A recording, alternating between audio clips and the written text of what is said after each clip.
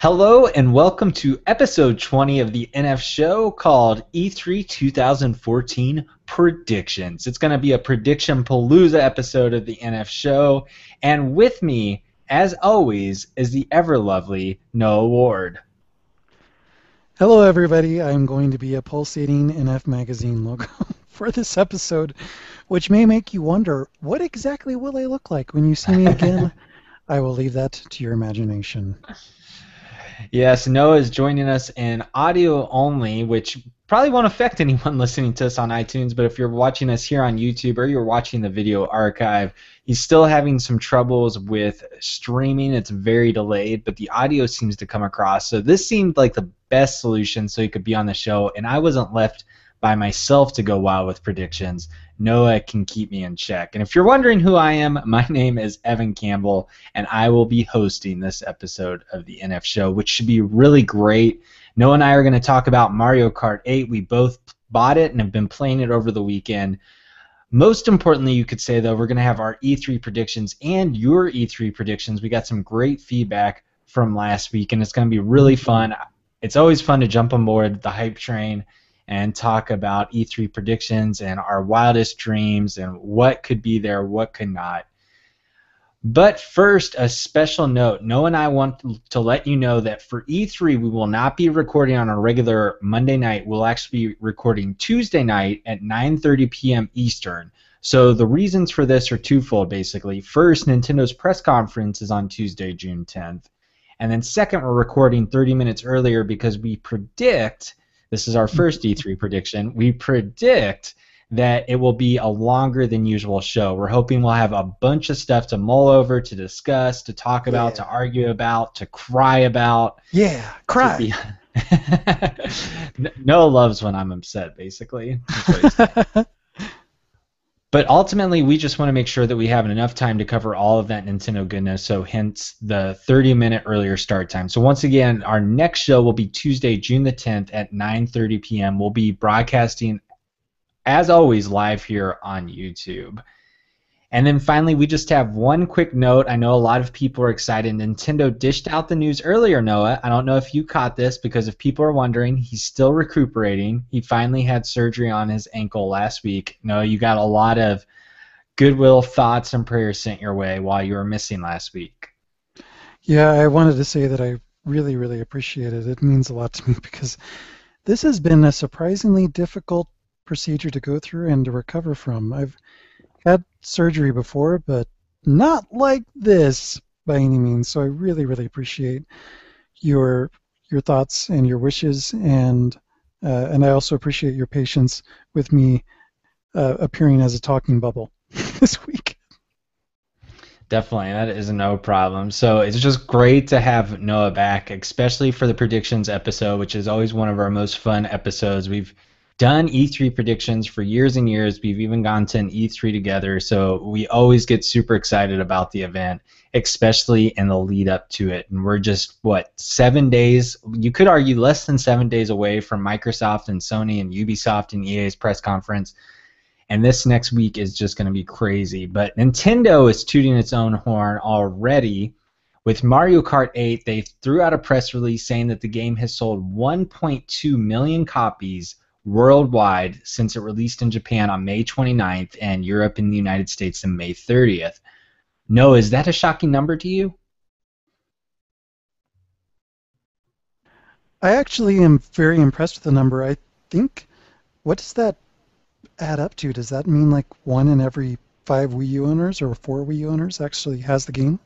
I think it's probably 1 in 6, 1 in 5, roughly in there. I think at last count there were about 6.75 million Wii U's out there, but I believe that's shipment numbers that Nintendo uses, not actually bought numbers. So, yeah, you're looking at about 1 in 5. Yeah, I can only wonder what this number would have been with a different size install base for Wii U. Would it have been exponentially larger, or would it actually have been something similar because this is a true system seller? This is going to move systems off shelves, I would hope. I don't know. Yeah, it's intriguing to note that Nintendo failed to mention, at least here in the North America press release, whether what amount of those sales were tied to the Mario Kart 8 bundle of the Wii U system, or just across the board if there was a sales increase. I know there was a story going out, I think it was in Nintendo UK actually, that Wii U sales saw a 666% Yes. increase.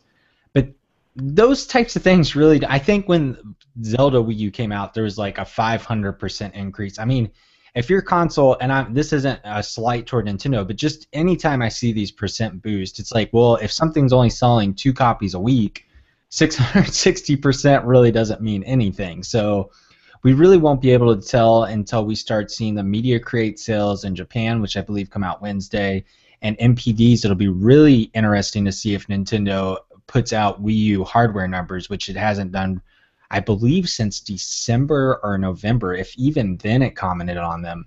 So I'll be really curious to see. But it is great to see that Mario Kart 8 is selling so well. This is definitely, I can't remember the last time that Nintendo was boasting about a Wii U game title. So I'm sure it's vindication for them that Mario Kart 8 is doing so well. I definitely agree because I would expect they had hoped to have similar experiences with Donkey Kong and all of them and both of the Mario games. But this one, as we know, Mario Kart is just one of the biggest franchises Nintendo will ever have, and it's, it was expected to perform well, and here it is. It's doing excellently. I'm really intrigued with that in mind to see how Smash on Wii U compares when it's released later this year. Yeah, and I think what will also be fascinating to see if Mario Kart 8 has the legs with such a small install base on the Wii U, and you have to assume a very dedicated fan base. The people that have Wii U's are buying Nintendo stuff. I mean, after to have such a small install base, these are hardcore gets thrown out, but let's say the most dedicated probably Nintendo fans out there. I doubt there's too many people that have a Wii U that are just casual users at this point. These are people that probably either grew up with Wii U, kids with Wii U, so they're really craving Mario Kart 8. I'll be curious to see if this game kind of gets its tentacles out there and reaches out to the other people that own the Wii U and what kind of attach rate this has, because it's by far looking to be the best-selling title for the Wii U system. And just my anecdotal evidence, I almost tweeted out, I think I forgot yesterday, I went to Target in the morning, Sunday morning, and I know they had an ad about Mario Kart 8, but I believe they were sold out of the Mario Kart 8 Wii U bundles, and they were sold out of the game, just looking at the display. So that was pretty shocking to me, and I've heard from some friends who picked up the game places that they weren't the only ones picking up the game, which kind of surprised them because it's they're not many Wii U owners out there. This isn't like the Wii when you would go and see things sold out. This is the first time we're actually experiencing that with the system, and it may or may not be for good reason because one of the first games we're going to talk about is Mario Kart 8. And I'm curious to know, you were kind of wavering back and forth because you heard about the battle mode kind of getting the short end of the stick with this version, but you ultimately ended up getting Mario Kart 8, and I'm curious to hear what you've thought about the racing game so far. Well, I do have some caveats to put out there. I have not gotten to play as much of the game, given my current situation, as I wanted to. And I haven't played online multiplayer. I haven't played the battle mode. I've only played single player mode, going through trying to unlock the different cups and the different characters. But so far, I have to say I'm just absolutely delighted. I love the visual design. I love the track design. I Yeah. know that when I was playing it, my parents were stopping by to give me some food and stuff, and they came in while I was in the middle of playing a track, and I'm sure I had this really goofy, dumbfounded smile on my face, and I'm sure it wasn't just the pain medication, but also the game itself. It's just really a delight to watch and a delight to play. And I've been playing so far. I've been keeping it mild. I've been playing on the 50 and the 100cc. Actually, only played 50cc for one cup, and then I've been trying to get first place on every track on the 100cc as I progress through. And it's just really a lot of fun. If there were something that I would ding it for, it's that I listened to the soundtrack in advance, and as you may remember, I found the soundtrack to be really fantastic, and it is so diminished in the game when you just hear the constant drone of motorcycles and go-karts over it. It's like it's Oh almost yeah. not there. In fact, I actually looked in the options for a place where I could turn the sound effects off so I could just listen to the music because I remember having such a strong, pleasant, and happy reaction to the music because it's so well done. But you lose so much of that in the regular game with all the sound effects going on and the cheesy uh, cries from the characters and everything. It's just totally lost in the background, and it's one of Nintendo's best soundtracks. So I wish that I could just listen to the music by itself without the sound effects, but unfortunately, that is not a setting yet in the game. Yeah, and I'll be curious with Nintendo doing this new licensing. We're not going to talk about it, but there's obviously the big Mercedes crossover in Japan that's probably going to be coming to the United States and Europe, I'm guessing, with free DLC.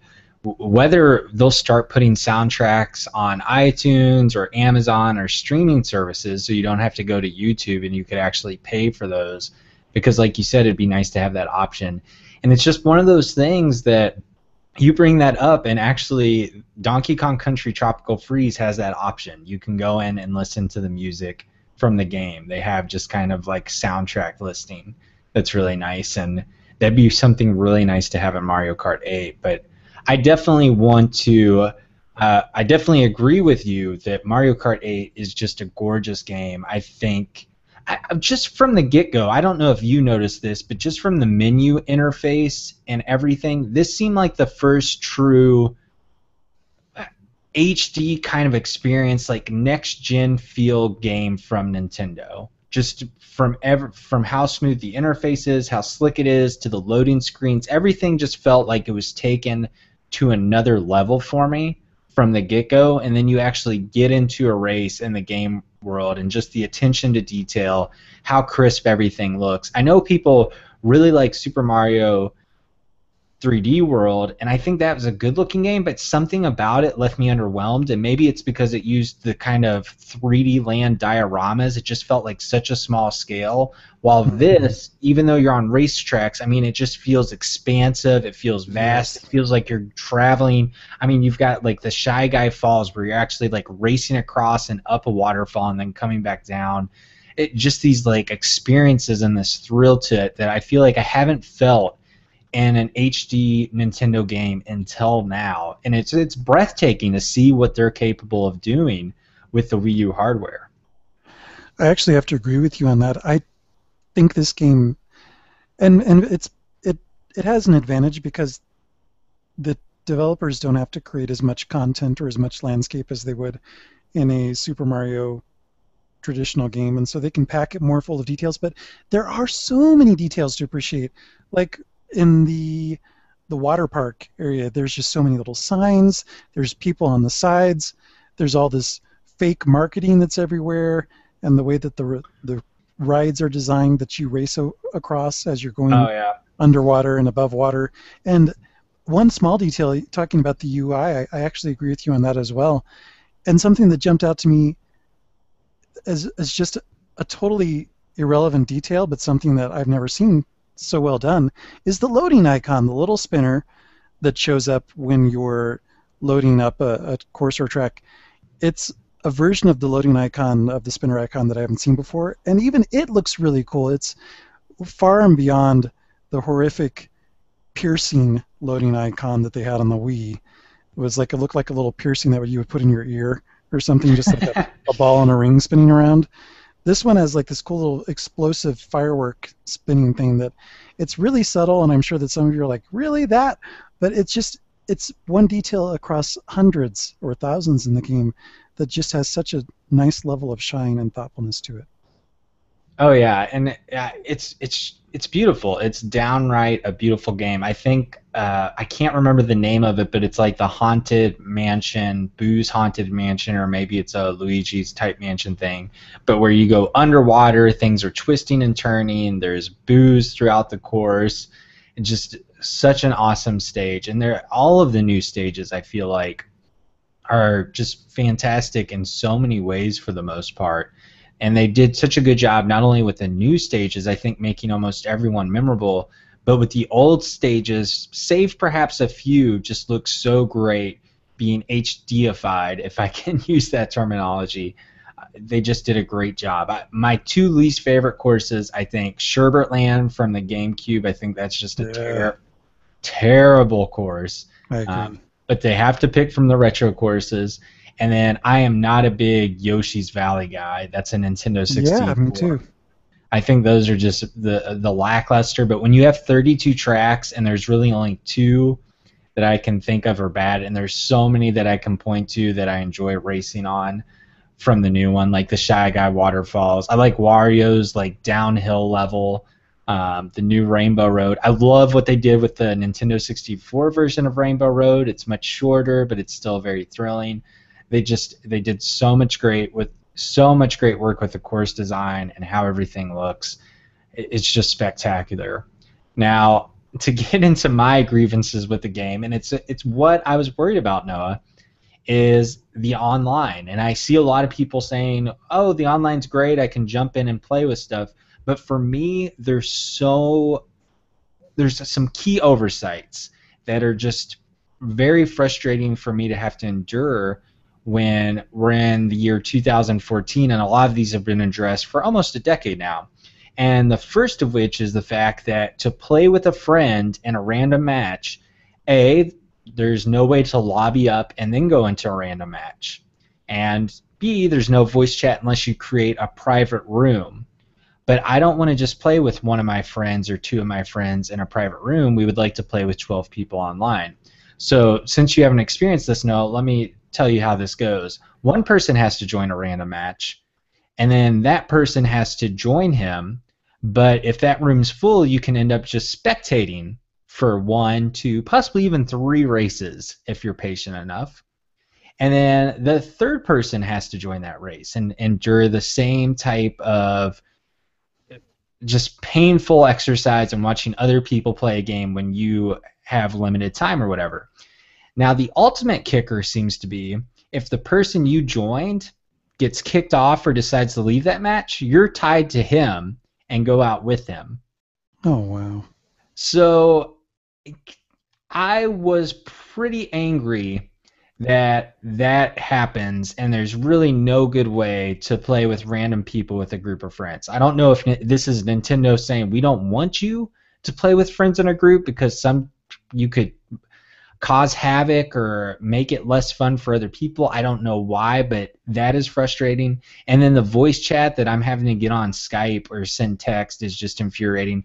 And a lot of people are like, "Oh, well, Mario Kart, you don't want to hear people cursing. You don't want to do this or that." Well, there's one easy way to correct this, and I mean, this may be harder for Nintendo than ever, but if there was a system-level chat, you wouldn't have to have chat for Mario Kart 8 specifically, but you could have chat for people that are friends with each other on the Wii U, Yeah. and that would fix your problem. And I just, there's no excuses. It's just, this game's so much fun, and I enjoy playing it, but to actually play online with friends, and I get local players more fun or playing with friends, but not everyone has that option. I'm someone, I have limited time. I don't have a bunch of friends that can just come over anytime. It's playing with you, for example, Noah. If we play together, it'd be fun to play against 10 other people, not just one-on-one races. And I get that there's some alternatives, like I can set up a tournament or I can do these private rooms, but just the painfully easy option of lobbying up with friends beforehand and then going into a match together. I mean, I could do that on Call of Duty World at War, I believe, on Wii back in 2000, what, 8 or 9? And I still can't do that on Nintendo's premium, just standout title for their Wii U console. And once again, it's just unexcusable. And I, I hope something's fixed there. I'm not crossing my fingers or holding my breath or anything, but that was just very frustrating for me to have to experience. And I pretty much knew it was coming, but just actually doing it and trying to get in races over the weekend was infuriating in a lot of instances. That's definitely disappointing to hear, especially since I was looking forward to playing Mario Kart 8 with you online, and it sounds like we're going to have to jump through a lot of hoops and deal with a lot of bad design decisions on Nintendo's behalf in order to play games with each other. So to hopefully fix some of this problem and to end on a good note, because I really enjoy Mario Kart 8. I think it is one of the strongest games in the franchise. Is we will definitely start an NF show tournament so we can play together. We'll have to set a time of the week or day of the week. We may do it where we play before the NF show. We'll have to look at each other's schedules so Noah and I can play with you, the audience members. Be sure to follow me on Twitter at Evan Campbell and Noah at This Is Noah. We'll be sure to send out the details there, and then we'll hopefully have them in time for next week. But I wouldn't be surprised if we race before then, so be sure to follow us on Twitter. But the other game I wanted to get a quick update on, Noah, is Scram Kitty, because it looks like you've still been playing that, and you were kind of left in a situation where you weren't sure what to think about it when we last talked to you. Yeah, I think I've pretty much. Uh, I wish I had a cat pun or a cat metaphor here. I've exhausted my 9 lives for Scram Kitty. Maybe I'll say that. Uh, I really don't understand the praise the game has got. To be blunt, um, I went back on the Metacritic just earlier today and looked at the other reviews, the reviews that have been gathered over on that site for the game, and almost all of them are 8 or above. One is a 9, and there's the lowest is a 7. And if I were to review the game, I'd give it a 6 or a 5. Um, and I would be the low anchor on the Metacritic. I'd be destroying the curve, but it's not that great of a game. I certainly, as someone who grew up playing old school esoteric games from the 80s where there wasn't a premise. It was like it's Robotron and you're the dude in the middle and there's all these zombie robots running around and you have to shoot them and don't shoot the good people. Or you're Pac-Man and you have to eat the pellets and avoid the ghosts. There's really no point. You just do it. And I certainly appreciate the simplicity of a game like that, but this game does have a story, and yet instead of even providing a simple screen that has some text that explains what's going on, you'd have to actually go into the manual outside of the game, go into the manual via your gamepad and find out what the story is. And there's like 2 or 3 paragraphs written, which is kind of surprising that there's even that much said. At any rate, once you get into the game, I am sitting in front of a really big TV. I want to play looking at the TV ad. I want to play looking at the gamepad. But apparently, according to all the reviews I read, you're supposed to only look at the gamepad, but the gamepad gives you a zoomed-in, more claustrophobic view of the action. I like looking at the television so I can have a better view of enemies that might be just off screen that are shooting at me, or what are some obstacles that are up ahead while I'm trying to blazingly race around the rails. Yeah. And unfortunately, the game destroys that opportunity for you because it has that horribly designed cat, Scram Kitty, pop up and cover up half the screen to provide some quote-unquote witty piece of commentary, or potentially provide something that's supposed to be a hint or a tutorial. And he blocks half the screen. The screen sometimes zooms in even further than it is in the gamepad. And I've actually died a number of times because that happens, because I'm trying to watch the main screen, where the colors aren't as off and I have a better view. And then the stupid cat pops up, and the message goes by so fast that trying to juggle staying alive and reading the mysterious and sometimes obtuse text doesn't do anything, and so I just die and I end up being more frustrated. On the other hand, you could just look at the gamepad, which is what some reviewers suggested, but then when the cat is popping up to try to give you a hint, because you're of course stuck, because there's no directions, no hints, nothing whatsoever, other than maybe a random conversation, a random tidbit from Scram Kitty. So he pops up on the screen, and you're busy trying to focus on the gamepad. You don't have a time to look up quick enough and read whatever the piece of text is before it disappears, and then continue. And then beyond that, once you get to stage 4, that's when the game pretty much tells you, guess what, this is a crap game with a crap learning curve, and we're going to ask you to do this completely unreliable move that after 20, 30 minutes of practicing, I still never could reliably get down. And I don't know what type of Rain Man gift or trait the reviewers had where they just figured it out and then it just flowed beautifully. But I don't have that. And I think, in a nutshell, it's a poorly designed game. It has a poorly designed learning curve. It does not give adequate or sufficient instructions on how to play. It throws it expects you to master something that is finicky at best in terms of getting over obstacles, and then it just throws bullet sponge type enemies at you that you're supposed to shoot and bob and weave around, and for such little reward. Uh, so in a nutshell, I think it's a really poorly designed game, and yet there is some kind of vibe that caught on out there in the rest of the world. It's like, oh, this reminds me of old school games that were hard. It's hard, therefore it's great. No, bad game design shouldn't be called hard or challenging. It's just bad game design. And given my experience with it, I now can see why Nintendo did not bother to promote it more than the way they did in the eShop. Well, I would say after that just shutdown of Scram Kitty, I'm surprised that you would give it a 5 or a 6. It seemed like you really disliked the indie game for the Wii U eShop. Yeah, maybe I'd give it a 3.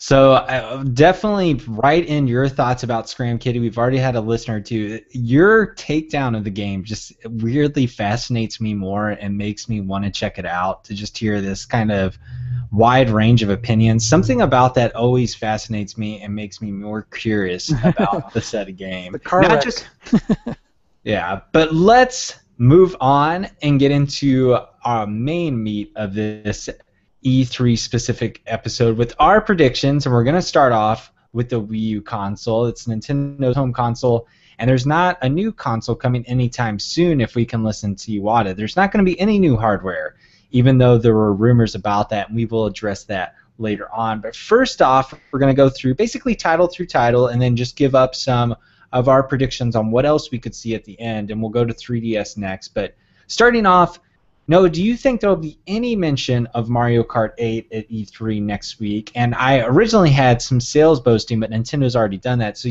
could you see any mention of the game? Do you think there will be some DLC possibly announced, or more sales boasting? Do you think it could hit the 2 million mark here in a week's time? I actually think, since this has been such a success story for Nintendo, it's a good launching point from a speech architecture perspective to say, hey, we still know what we're doing. Look at how incredible Mario Kart 8 was. Look at how great the sales are. And bonus, we're going to throw some DLC at you. And now that you've got that good, warm, fuzzy vibe, let's talk about other things that you have to look forward to that could potentially be, for you, as incredible as Mario Kart 8 has been. I definitely agree. You want to start the show off with a bang, but we're talking about a digital media event, and we still don't know exactly how that'll be, although it could just be like a Nintendo Direct, just under a new disguise, which I hope is not the case. But I think at this point, with Mario Kart 8 doing so well, we know that there's some DLC coming with a Mercedes. I would hope Nintendo's going to do DLC, but you never know with them. They've got Pikmin 3, which they continue to basically support. They just added stylus controls, but then you have huge titles like Mario 3D World or A Link Between Worlds that get no DLC support, or at least not yet. So I would think Mario Kart 8 has a DLC pipeline in the works. It'd be cool to hear about that. I think Nintendo should pat itself on the back for this and point as part of the what we've kind of laughed at in the past, but another relaunch of the Wii U. I mean, they need to come up with some kind of way to create a storyline of the Wii U is going to be a success, or at least recover somewhat, and Mario Kart 8 is a good starting point. So I think we will hear about it at E3. So we know there's going to be some NFC games, and Smash has already been basically confirmed, although I guess you could still call it 50-50. But what other NFC games do you think will be part of the program from Nintendo? I'd like to think that Smash Brothers is not the only recipient of an NFC push this year, and I would venture to say that Miyamoto may have a new boutique game, or maybe one of Nintendo's second-party development teams will have something. If it's either on the eShop front, if not a full-bore retail push, I think we're going to see a purely NFC-centric game, whereas I think Smash Brothers is going to utilize NFC figures but not revolve around it.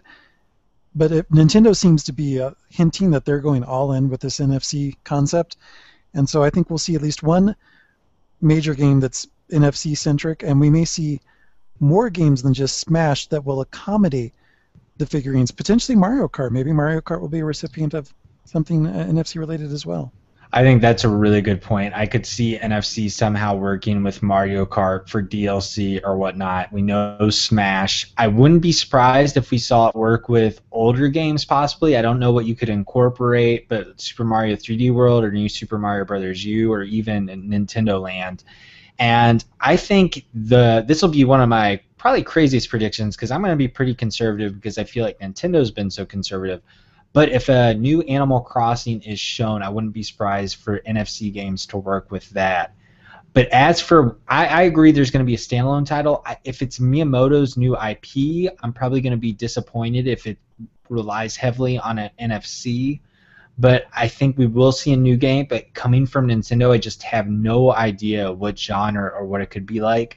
My hope would be, though, that it follows the pattern of Street Pass games, kind of taking these genres that we know and love, but mixing them up in a fresh way and adding a new twist up. I'd really like to see something like that than maybe just something that's like Smash Brothers RPG, although that sounds really cool now that I think of it. I just want to see something really weird and kind of zany Nintendo-like. Yeah, I like that. I wouldn't be surprised if we even saw a Nintendo Land type take on the NFC specific game where it's a bunch of little games put together. Hey, maybe that's even Nintendo Land 2, is it's all centered around NFC figurines. Definitely. Well, we've talked about this, I believe, last week or 2 weeks ago. Third-party games. Now, Sonic Boom will be at E3, but do you believe there will be any other third-party games for Wii U announced at E3? For Wii U, I'm going to say probably not, unfortunately, unless they do that little surprise of Call of Duty. Yeah, and I'd be curious if Nintendo would even do that. I could see that just showing up. I mean, I think Call of Duty Modern Warfare 3 was kind of stealth announced at an E3 back in 2011 for the Wii. It showed up at like PDP Partners. They like had a headset that was specific for the Wii version of that game. But other than that, I think Sonic Boom's it. I don't have any hopes of any other third-party games showing up. I think it's definitely going to come down to Nintendo first-party games. Now that said, now this is kind of a stretch at third-party, I do think Nintendo will have some kind of indie game sizzle reel. Now I think they should spend more time on indie games, even if it's highlighting games that were originally supposed to be already out, like Shovel Knight, for example. But I think when you have a gaping hole in third party, unless Nintendo has an ace up its sleeve, I think it'd be really good for Nintendo to do more than a sizzle reel and really highlight some of the best exclusive games that are coming to the Wii U. I doubt that they're going to do that, but I'm going to hope that they do something to blow it out. Yeah, I think at this point the only way we're going to see any notable 3D third-party games come to Wii U is if Nintendo pays for them. Yeah, or some kind of exclusive agreement, and it's probably going to be. I mean, I think we could see maybe Monster Hunter 4 Ultimate and maybe a Wii U version, but I would have thought they would have announced that already. And with the 3DS version having online, maybe it's just a wash for Capcom to do that. Now, we could see more crossover titles. Iwata has alluded to that in the past, and we know about a couple. And the first one is basically done because it's coming out in Japan in just a couple of months in August, and that's Hyrule Warriors. So do you think we'll get a release date for North America here? We'll hear about some new characters. Is online co-op going to be part of the package? I definitely think we're going to get a release date for Hyrule Warriors, although maybe that's only going to be fall 2014. I think there should be a release date. I don't know. Maybe they'll want to save it for a future Nintendo Direct because they got to piecemeal out their announcements throughout the year for those other directs. I mean, there really haven't been too many directs, but I think Nintendo playing off the Mario Kart 8, they need to say, and Mario, like, especially if they do have a Wii U sales bump, which, let's be honest, there's going to be somewhat of a bump. How big? Yeah. They need to be like, guess what? We're not, it's got to be like last year, but they have to stick to the schedule, and I think it has to be better content. They need to be like, we're going to have a game a month.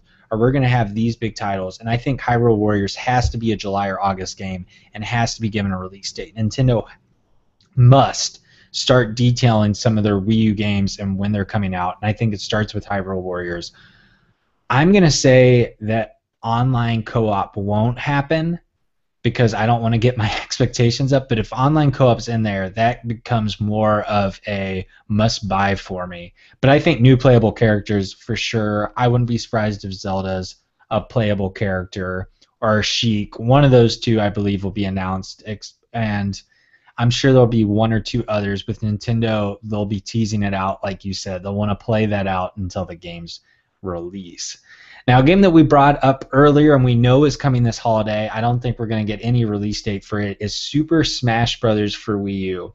In addition to the NFC figurines, do you think there are any surprises left? We already know about the GameCube controller adapter, which I think we joked about on an episode, or maybe we did it on a private IM. I think I told you they were going to make GameCube controllers work with that version some way, and they have.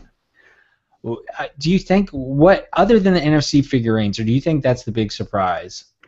Well, I think they need to show off the mode that's equivalent to the Smash Run mode. Is that what it's called in 3DS? Wii U's Okay. going to have its own little special mode. So whatever that is, I think will be shown. And maybe they'll have something that really leverages the online tournament thing even more than the for glory and for fun modes. Yeah, I predict we're gonna get a character reveal. I wouldn't. As for third, I mean, it could be Pac-Man since they're working with Namco Bandai. I think that'd be really weak, but Pac-Man obviously is an icon, and it Sakurai is brilliant when it comes to incorporating characters like that into the Hmm. game. So it'd be cool, especially if they brought back Mr. Game and Watch or Rob the Robot to kind of pair him with Pac-Man or Miss Pac-Man, the duo. I think that could be a really fun surprise. But I think NFC figurines will be kind of the new little twist that they sprinkle on for Super Smash Brothers. And I think when it comes to the 3DS version, we might as well address that here. I think for the 3DS game, we'll just get a release date sometime. I would predict in August. Yeah, I agree. Finally, a couple of games that we really haven't heard much of, even though we've known about them for almost a year and a half now.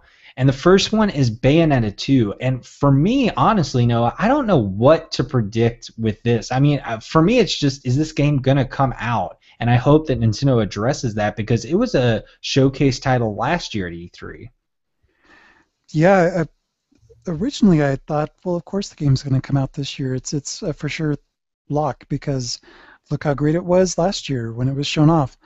But now, with so much silence going on, I'm wondering, is it going to be out in September, October, or is it actually going to get pushed into 2015?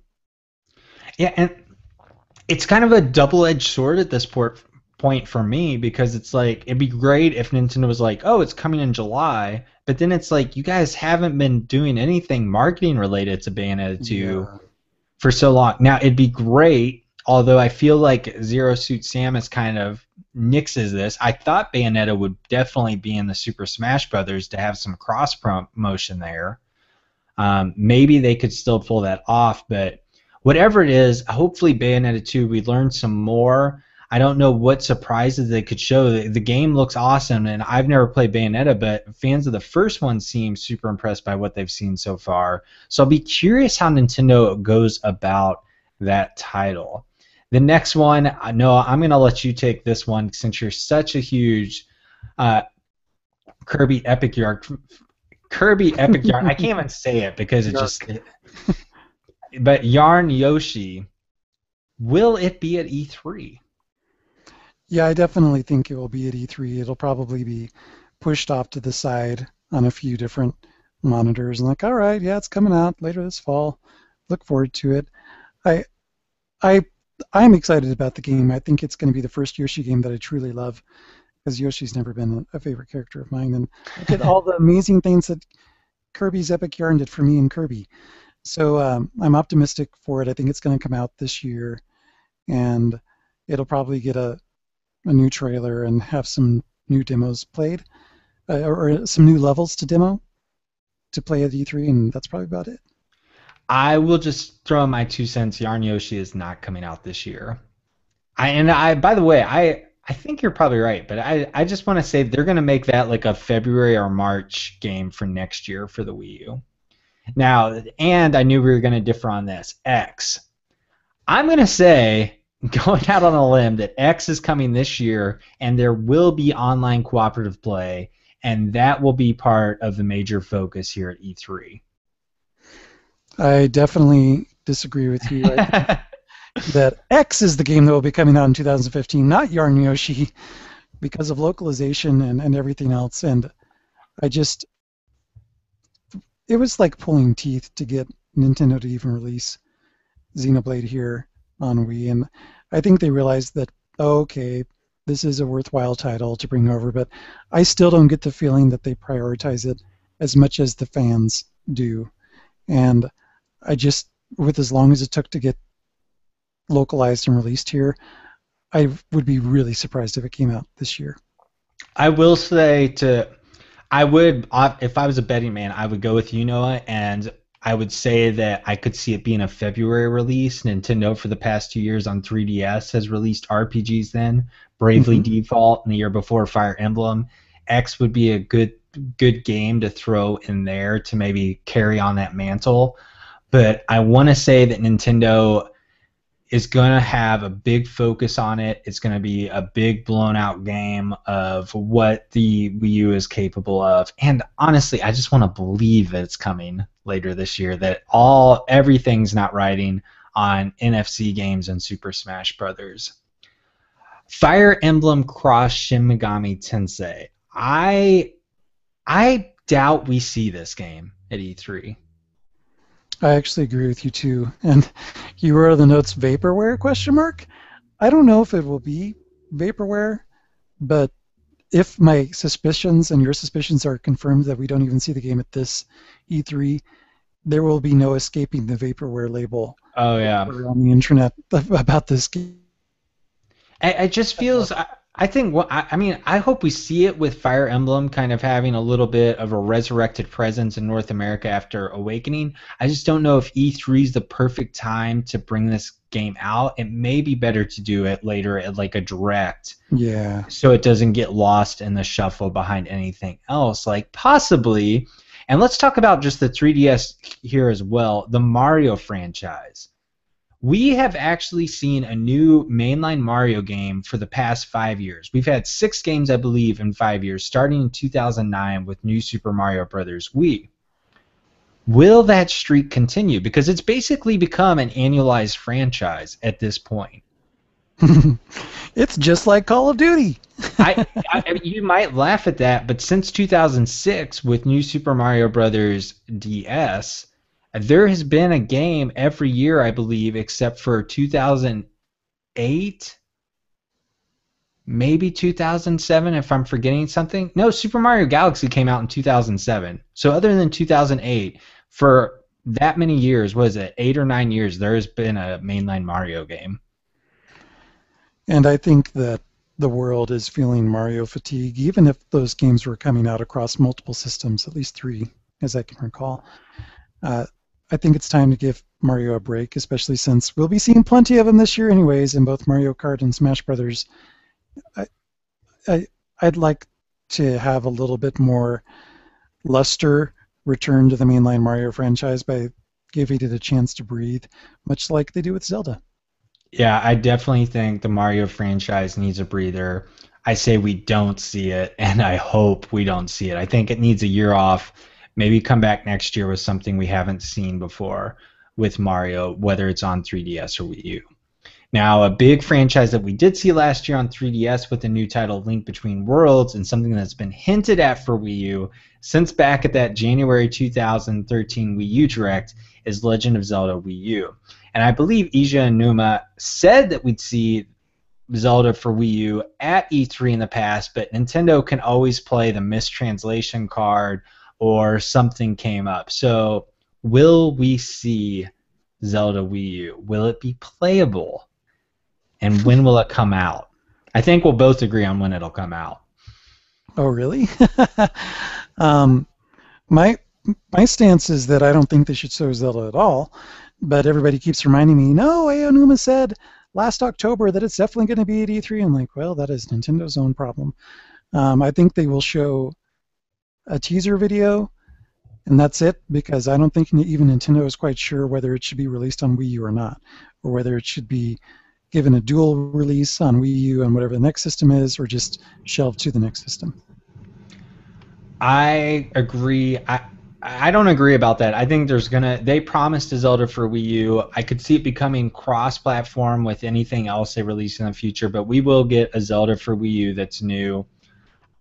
At the very least, we're going to get some video footage, whether it's whether it's to pull kind of the Twilight Princess from 2004, where Link comes riding a horse across the field to fight. I think we're going to get some brief teaser that shows it. I don't think we'll get any on-stage demo like we did when Skyward Sword was initially announced, because the game won't be coming until late 2015. So I'm going to say it's just going to be a video preview that we're going to get, but hopefully we'll get an idea of what Link's Next Adventure will look like, because that's always a lot of fun to see what kind of art style Nintendo goes with. Mm-hmm. Now, finally, on Wii U, and let's go ahead and do 3DS in regard to this too, for these two franchises specifically, but if you have any crazy thoughts about the Wii U, go ahead.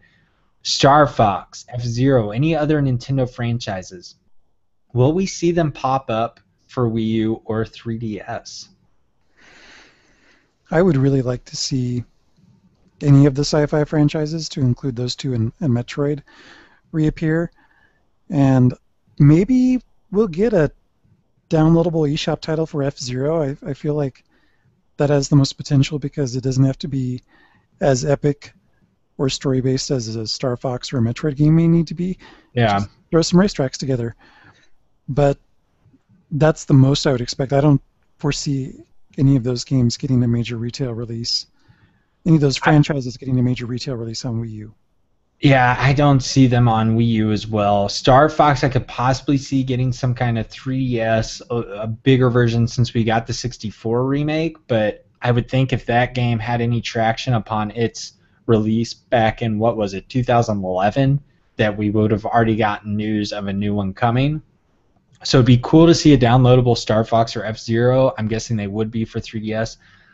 I'm glad you brought up Metroid, because we haven't heard it for so long. I forgot to mention it. I guess another one of my predictions, going out on a limb, what I'll call my crazier, I think we'll see a new Metroid for 3DS at E3. As for Wii U, any crazy thoughts? I really don't think. I think NFC figurine will be kind of the big thing. I think we'll see Animal Crossing or get a hint of it. No one's really talking about that, but the Animal Crossing Plaza ends this year, and I don't think that's a coincidence. But I think Nintendo's been super conservative, and not only that, we've heard about so many of their future games from last year that they have to address those games before they can throw other stuff out there. So I think it'll be a lot of knowns, a lot of things we know about already that we'll find out about Wii U. Yeah. 3DS, though, is a different story. We've already talked about Super Smash Bros. We've already talked about Monster Hunter Ultimate 4, which I believe Capcom plans on bringing to E3.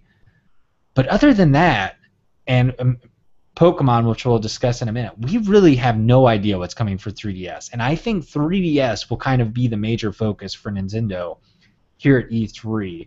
But just before we get to Nintendo's games, third-party games. Now, this could be a different story. Do you think we could see another Castlevania or some more RPGs from Square Enix here at E3 for 3DS? I think a new side-scrolling Castlevania would be a delight and almost a no-brainer. I would hope that Capcom would return to that well, since Konami had returned to that well, since they've done it so many times in the past, and I think it would be successful. And we already know that Bravely Default is going to get a sequel, so maybe we'll see a teaser for that. But I don't know. Given that 3DS has been successful enough to justify third-party interest, I'm hoping for a number of surprises, if not just plain sequels like you're suggesting here. Yeah, I would hope, especially from Japanese partners like a Capcom, like a Square Enix, maybe they bring up Bravely Second coming I mean, I think that'd be a no-brainer with Bravely Default doing so well. It'd be cool to see that kind of blown out, even though Nintendo published it, so it's more of like a second-party type deal game than it is a third-party. But I'm really hoping that we hear about a couple of new titles from third parties since the 3DS is doing well and it has some traction in the United States. Now, I don't think we'll hear anything from Activision or Ubisoft or anything like that because they haven't really been supporting the 3DS since the launch. But it'd be really cool to hear about a new game there. And I guess Bravely Second is probably the most conservative and most likely to show up. But in regard to Nintendo, we know Pokemon Omega Ruby and Alpha Sapphire will be there. But like I said, we really have no idea what's coming out in the future, which is a total difference from the Wii U. So what kind of surprises does Nintendo have in store with it for us? Are we going to see Majora's Mask 3D remake finally? I I think the fan wishes and the optimism are at a boiling point for that to happen, and almost people, I think people are assuming that it's a given that yep, that's what's going to happen because it's too soon to get an original Zelda game, and Zelda games do well on 3DS. So let's finally get that Majora's Mask, and there were hints about it, and a Link Between Worlds because there was a Majora's Mask was shown as an item in the Yeah. game. I I think that it's possible, although I don't know. It'd be really cool to. Well, yeah, it's most likely that that's going to be what it is Majora's Mask remake. And you just wonder, we talked about kind of the oversaturation of Mario. We had two new Zelda games last year, and to have another one come on top of that, you wonder if that. And we got Hyrule Warriors coming. Hmm. So I'd be curious to see about that. I do think Majora's Mask could be likely. I don't know if it'd be smart, but you could definitely do some cross promotion with that and Hyrule Warriors and kind of promote both your brands. That would make a lot of sense to me. So I do agree. We'll see Majora's Mask announced. Like I said earlier, I think we're going to see Metroid for 3DS announced, and that'll be really exciting. Star Fox and F-Zero we already discussed. I believe that those would show up. For me, though, I'd love to see more than just a couple. I'd love to see a bunch of games possibly take the free-to-play route, and not saying with Nintendo's old franchises, but I'd love to see some Rusty's Real Deal Baseball type games or Steel Diver Sub Wars announced at E3 is coming out in the next few months. Yeah, I definitely think we will see a new Rusty's game, and it'll be soccer or something else. And I'm going to look forward to it because the baseball game was really great. Definitely. And then I guess one of the big trademarks that's popped up over the past month or two is code name Steam, and Steam, I believe, stands for Strike Team Eliminating the Alien Menace. Ooh. 3DS or Wii U game, and I mean, some people have said this could be like a Wonderful 101 sequel. What do you see coming from this game? I really have no idea. I will say that I think it's going to be a Wii U game, though. Yeah, I want it to be a Wii U game just because 3DS has gotten all of the original ideas love in the last year or two. So I'm going to put up my hope that it's a Wii U game. Yeah, I agree. And then finally, Noah added in no new hardware, and I'm guessing, are you referring to an actual new handheld? Are you talking about a new version of the 3DS? I'm talking about a revision of the 3DS. I will go ahead and say we will see a revision, with Nintendo saying, see, it's not new hardware, it's just a new way of packaging the 3DS. Ooh, sneaky. What about you? Well, honestly, as I've said to you before, I can't imagine what permutation they could go through unless it's just a 2DS XL. That would be kind of uneventful and unsurprising, but that's what I'm going to guess it's going to be is a 2DS XL. Cool. Well, or sorry, I don't want to cut you off. Any other crazy predictions for E3 before we get into feedback? No, none over here. All right, so there you have it. Those are our predictions for E3. We'll have to see how we live up to them here in just a week's time when Nintendo has its digital media event, and we'll be podcasting right after that so we can laugh and talk about where we went wrong and where we went right in some instances. Hopefully, more often than not. Though, of course, Noah, I hope that we're wrong in a lot of instances and have a ton of surprises to Yeah. discuss next week. But with that, let's get into some of your predictions with your feedback. Remember, if you want to write in, you can always email us at show@nfmagazine, or you can leave your comments on YouTube right below us if you're watching right now. So Noah, please take it away. First up, we have emails coming from Axel Droxler. Hey guys, time for some inevitable Mario Kart 8 first impressions. First Yay! of all, I'm happy to announce that the game finally made a couple of my friends take the plunge and buy a Wii U. So if it's any indication, the sales should see quite a boost, and that's always good news. I love the small details in Mario Kart 8. For example, did you notice that if you honk by pressing the item button while still on the starting line, all the opponents around you are startled, jump in their seat, and give you a mean look? I did not notice that. I'm going to have to try that.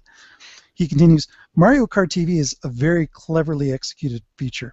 I've Yes. already been spamming Miiverse with replays of my races, showing off my skills and my failures, and it's been great to watch other people's videos too. Smart move from Nintendo. They basically got free marketing videos posted all over the place throughout the weekend. And as ridiculous as it sounded when she was announced, Baby Rosalina is officially my new favorite character, even though I've been a Toad shipper my entire life. Sorry, Noah. I hope I can race online with you soon, Axel.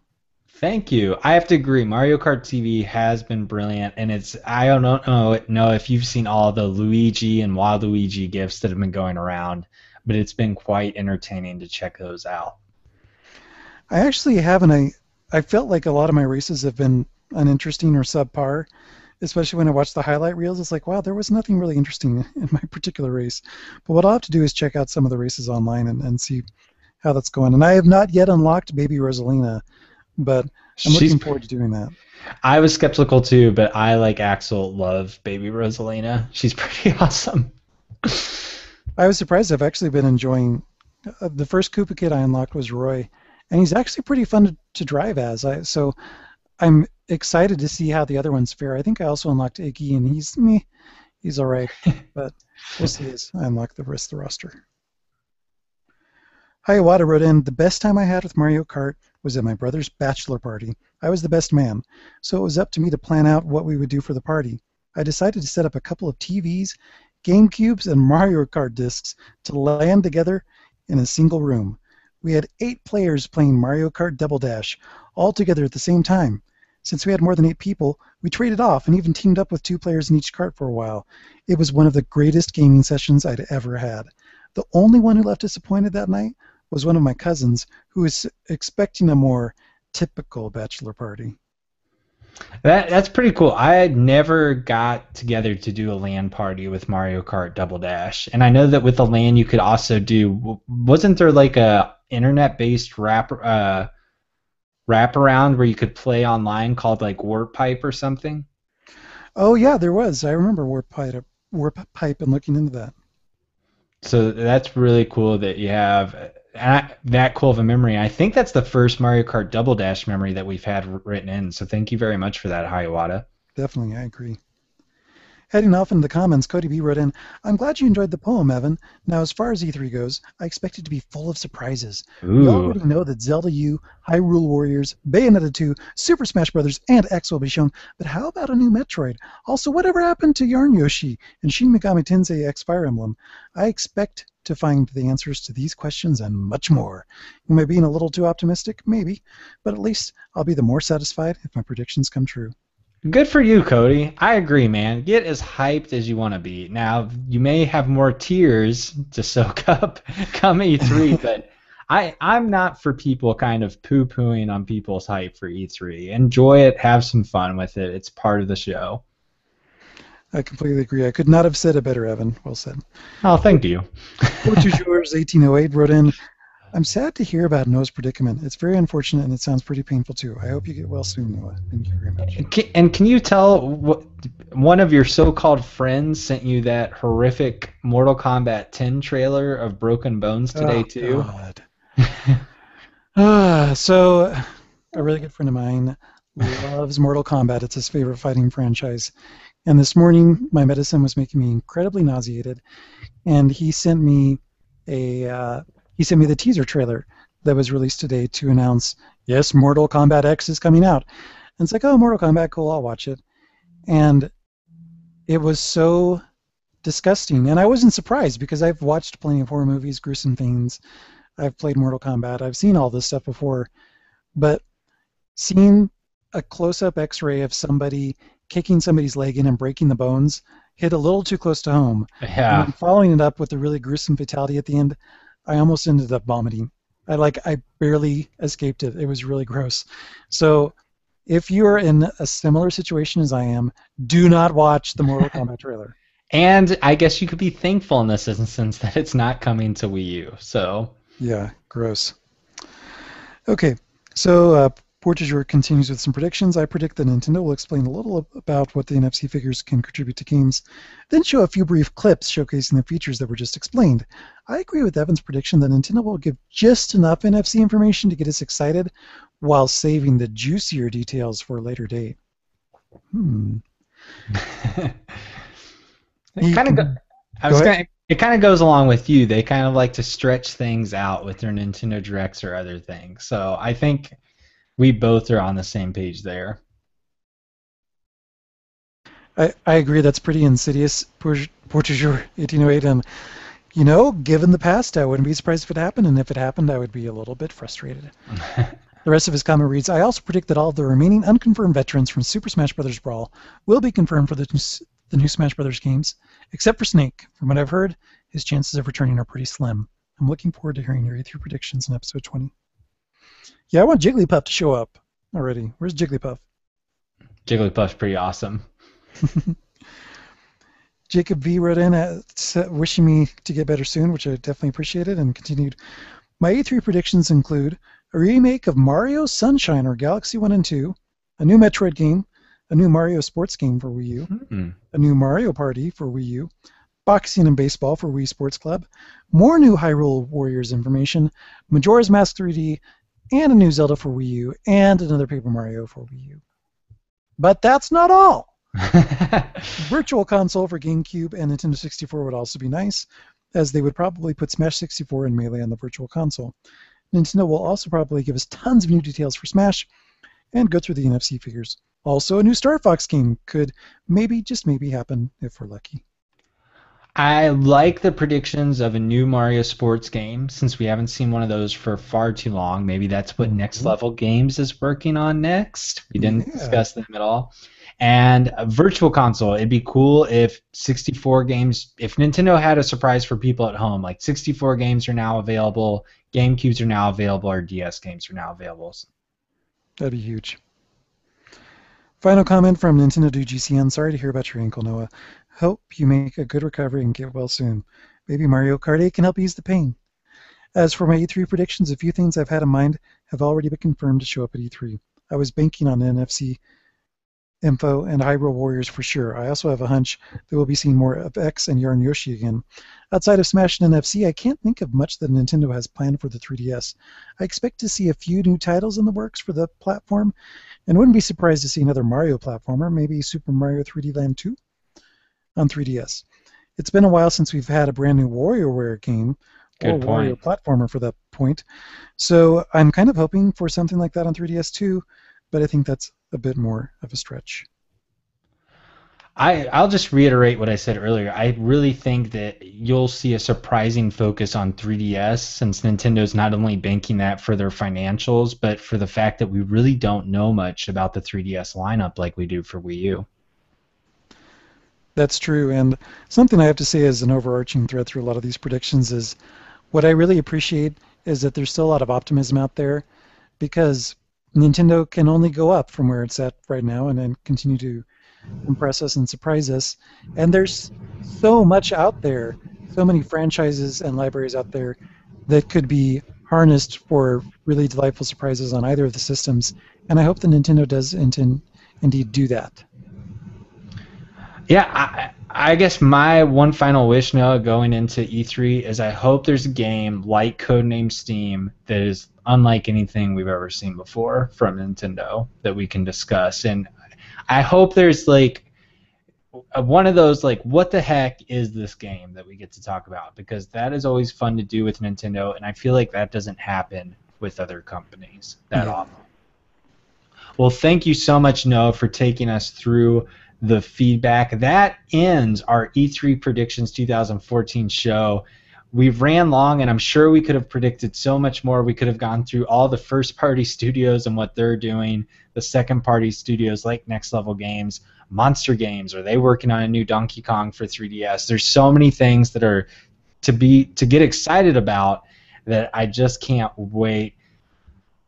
But before we wrap this up, don't forget to please subscribe on YouTube. I think we've passed the 400 subscriber mark. Woo! Thank you so much. Yes, we need confetti to come down for that. Maybe Nintendo will talk about that at their digital media event. We'll see if we pass their test. And there's also an NF show playlist.